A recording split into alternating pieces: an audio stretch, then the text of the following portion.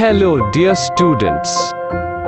Welcome to Bram School Online Study Channel. Today we shall learn a new lesson. Please open your textbook as per the title of this video. Watch this video together with your textbook. You must read the lesson from your textbook before watching this video. Please watch the video attentively and listen to all the explanations. Underline the difficult words or phrases. Learn their meanings. If you have any queries, please write them in the comments box. Now, let's begin. तो आगे पढ़ते हैं कि मनुष्य के लिए जीना कोई मुश्किल काम नहीं है। मनुष्य के लिए जीना कोई मुश्किल काम नहीं है, पर पवित्रता पूर्वक जीना अवश्य ही मुश्किल है। बिल्कुल सही कह रहे हैं। पवित्रता पूर्वक जीने से तात्पर्य यह है कि ईमानदारी से, पूरी ईमानदारी से जीना व्यक्ति के लिए मुश्किल कार्य अवश्य है। वो इस वजह से मुश्किल कार्य है क्योंकि ईमानदारी से व्यक्ति धन का अर्जन सीमित कर पाता है, सीमित धन का अर्जन कर पाता है, जिससे उसे कुछ सुविधाओं का लाभ मिल जाता है। तो इस वजह से कहा है कि जीना कोई मुश्किल काम नहीं है, लेकिन पवित्रता पूर्वक जीना अवश्य ही मुश्किल काम है। धन सुख का जादूगर भी है और शांति का डकैत भी।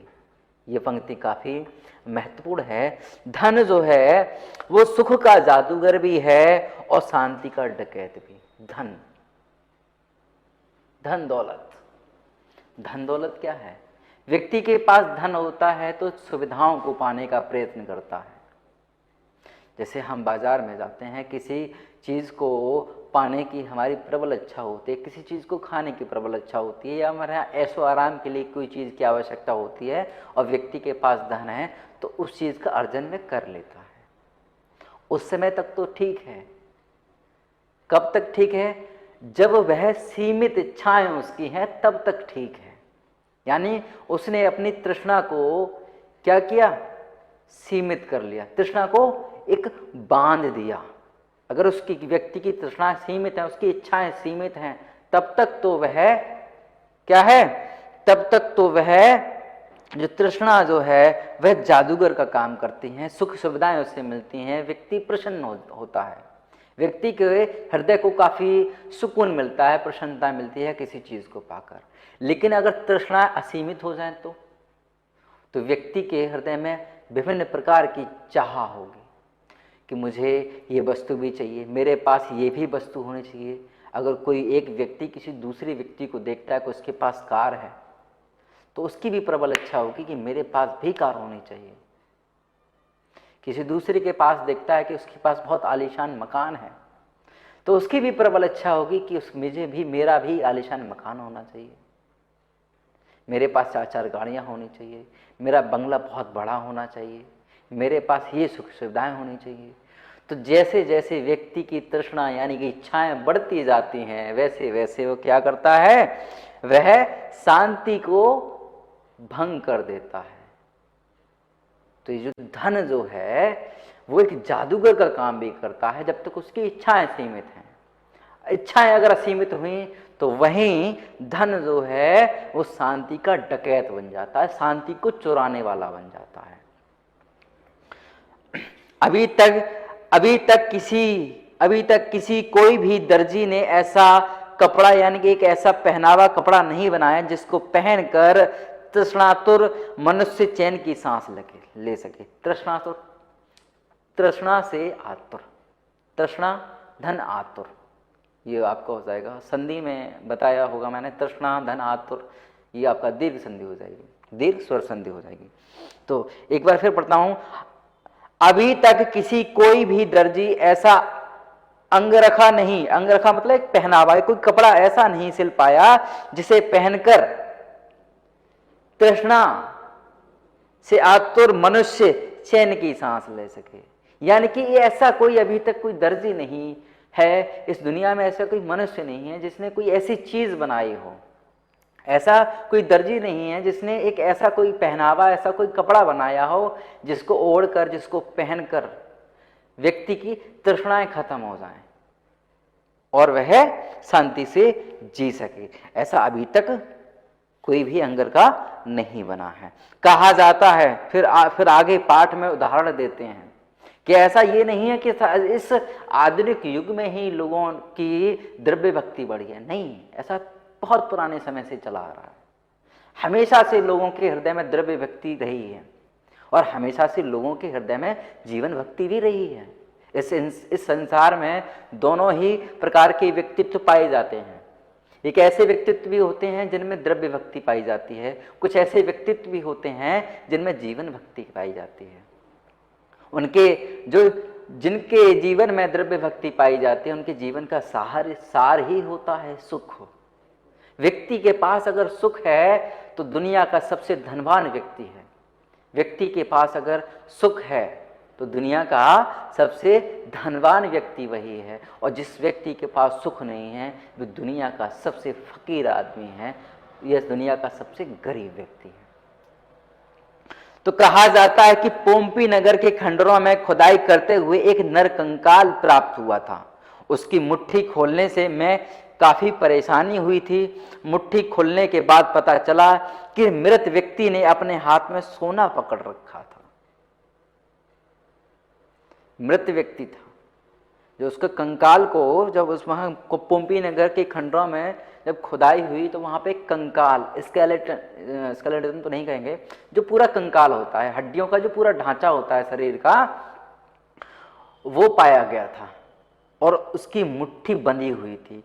उसकी मुट्ठी को काफी खोलने का प्रयत्न किया गया, लेकिन वो आसानी से खुल नहीं रही थी।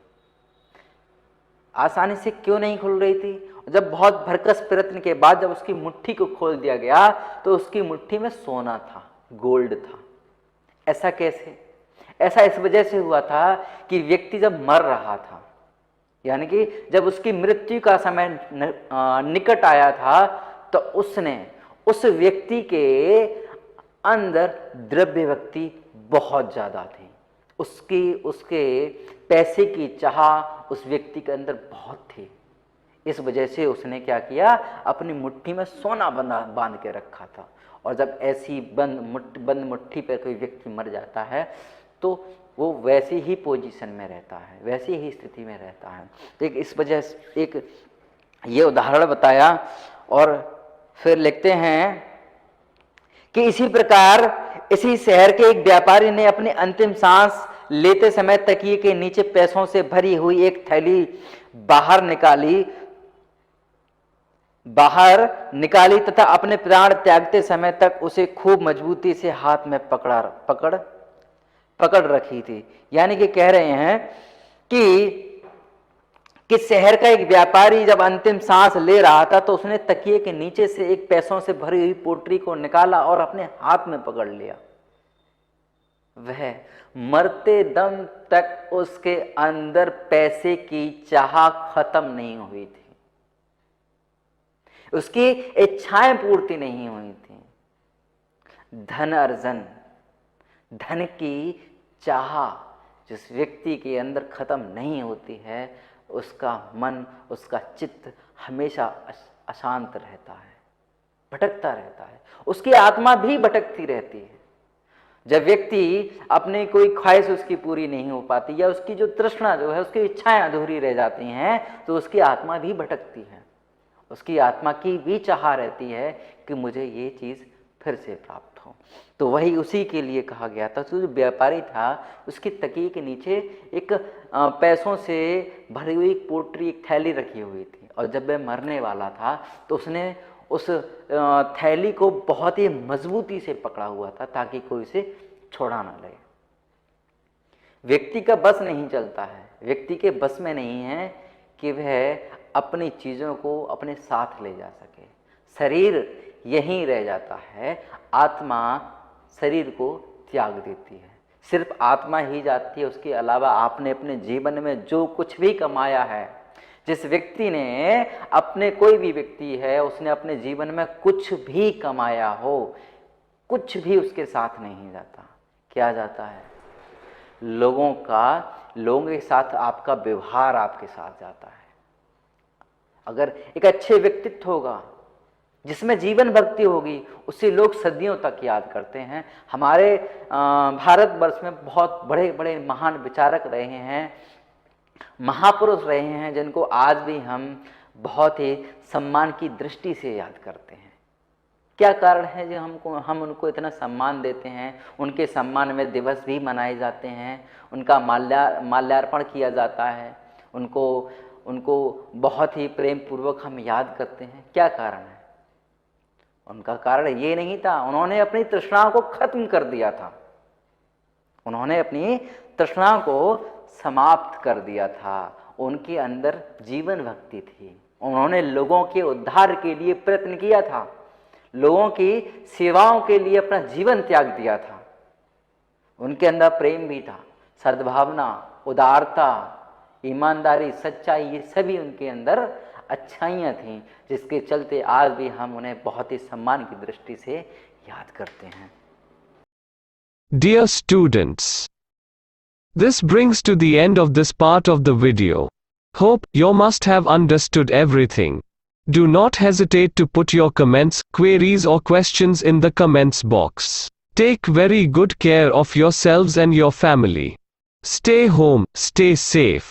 We will meet again in the next part of this lesson or a new lesson. Subscribe to this channel, like this video and share it with your friends.